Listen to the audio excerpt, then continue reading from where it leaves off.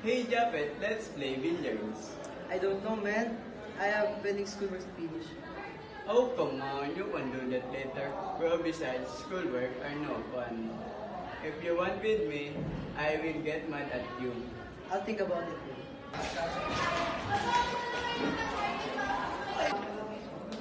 Hey Alex, can I ask you a question? Sure, bro. About what?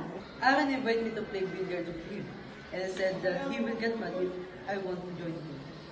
Did you tell him about the schoolworks that we need to finish by tomorrow? Yes, and I said that we can do it after we play. But you know that those are important, right? You should know your priorities, bro. But what about Aaron? He said that he will get mad at me.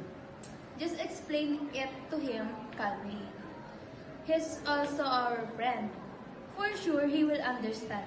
This is just a suggestion. The decision is still up to you, bro. Right. Thank you for your advice. I know what to do now.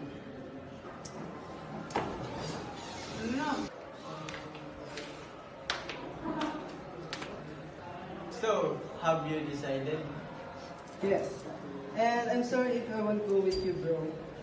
I really need to finish my homework, and I hope you understand me. I think you should.